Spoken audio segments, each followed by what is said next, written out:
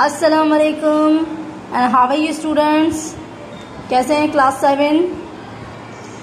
अब जो हम स्टार्ट करेंगे अपना न्यू चैप्टर वो हमारा है इंसाफ।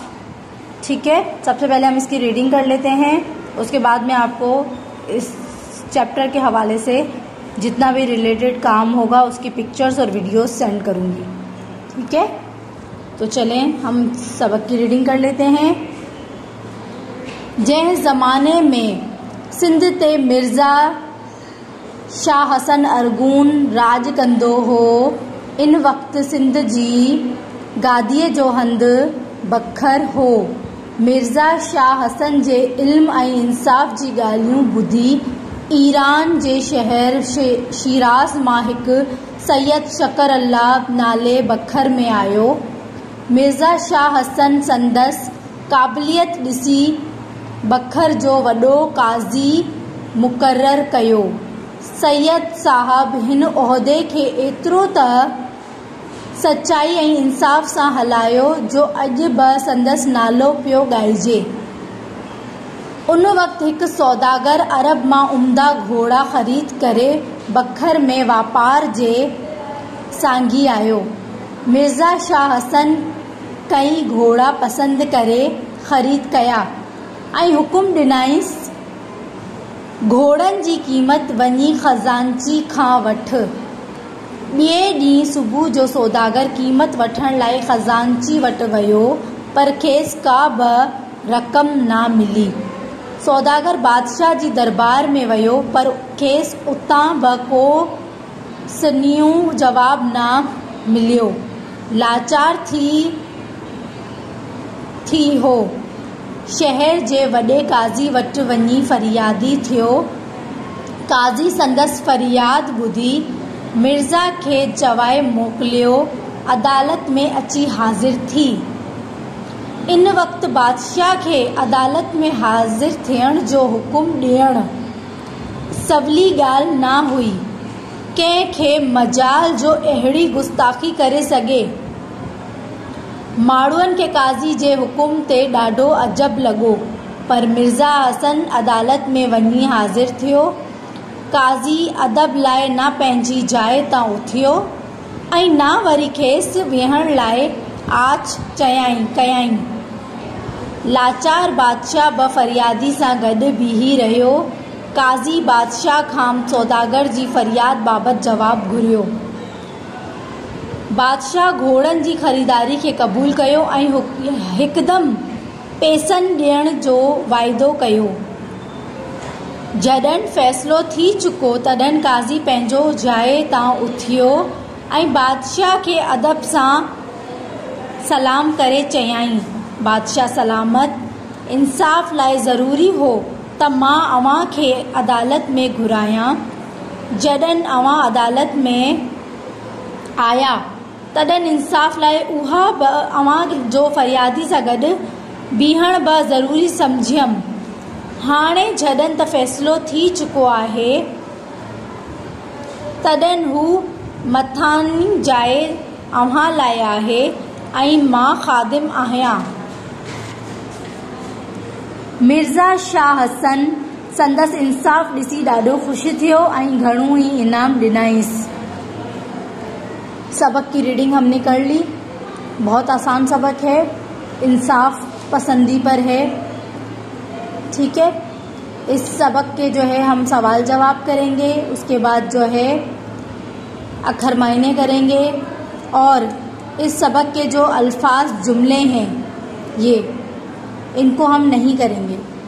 सबक इंसाफ के जो है हम अल्फाज जुमले नहीं करेंगे। ये खाली जगह जो है आप लोगों को अपनी बुक में ही फिल करनी है। ठीक है, जैसे ॿिए सुबह जो डैश कीमत वठण लाइ ख़जानची वटि आयो। 2 दिन कौन मतलब आ रहा था ख़जानची के पास? सौदागर अपने घोड़ों के पैसों की वसूली के लिए आ रहा था। मिर्ज़ा शाह हसन संदसि डैश ॾिसी ॾाढो ख़ुशि थियो। मिर्ज़ा शाह हसन जो कि बादशाह था, वो काजी का उसे इंसाफ बहुत पसंद आया और उसको देखकर वो बहुत खुश हुआ। इन वक्त सिंध जी गादीअ जो हंधि बखर हो। जॾहिं फ़ैसिलो थी चुको तॾहिं काज़ी पंहिंजी जाइ तां उथी बीठो।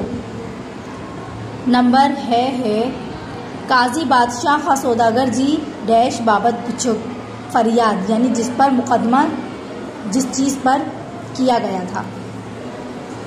ठीक है बेटा, हमने चैप्टर की जो है पढ़ाई तो कर ली। अब मैंने आपको इस चैप्टर की भी वीडियो दिखा देती हूँ, इससे रिलेटेड जितना भी हमारा वर्क है।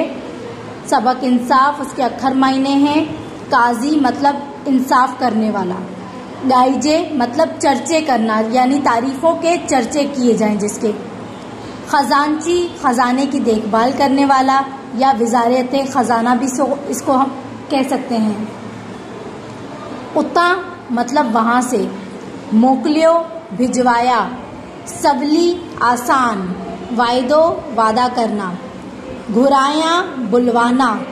बीहड़ खड़ा होना। ये तो हो गए अक्षर महीने। अब ये है ये है चैप्टर के सवाल जवाब। सैयद शकरुल्ला किथे जो काजी हो? सैयद शकरुल्ला बखर जो वॾो काजी हो। घोड़नि जो सौदागर वठस कहिड़ो फरियाद खणी आयो? घोड़नि जो सौदागर शहर जी वॾे काज़ी वटि फरियाद खणी आयो। मिर्ज़ा शाह हसन खे काज़ी अदालत में छो घुरायो? मिर्ज़ा हसन सौदागर खां घोड़ा ख़रीद करे हुन खे पैसा कोन ॾिनई, हिन लाइ काज़ी संदसि अदालत में घुरायो। सवाल नंबर 4 है काज़ी कहिड़ो फ़ैसिलो ॾिनो?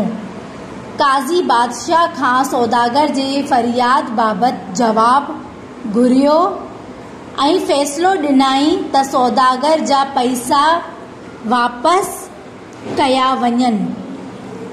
फ़ैसिले खां पोइ हिन मिर्ज़ा शाह हसन खे छा चयो? जॾहिं फ़ैसिलो थी चुको तॾहिं काज़ी पंहिंजी जाइ तां उथियो ऐं बादशाह खे अदब सां सलाम करे चयाईं, बादशाह सलामत इंसाफ़ लाइ ज़रूरी हो त मां अव्हां खे अदालत घुरायां। जॾहिं अव्हां अदालत में आया तॾहिं इंसाफ़ लाइ अव्हां जो फरियादी सां गॾु बीहण बि ज़रूरी सम्झियमि। मथानी जाइ अव्हां लाइ आहे ऐं मां खादिम आहियां। ठीक है बेटा, ये सबक के जो है हमारे सवाल जवाब आ गए। अक्षर मैंने आपको दिखा चुकी और अल्फाज जुमले नहीं करने हैं और खाली जगह जो है किताब में ही फिल करनी है। इसके अलावा ये जो 2 चैप्टर्स मैंने आपको कराए हैं, इंसाफ और दूसरा कौन सा था? ट्रैफिक जा उसूल। ये दोनों चैप्टर्स जो है आपका आज का वर्क है, ये आपने आज के आज मुकम्मल करना है। ठीक है, थैंक यू, बहुत बहुत शुक्रिया। अपना बहुत सारा ख्याल रखिएगा। अल्लाह हाफिज।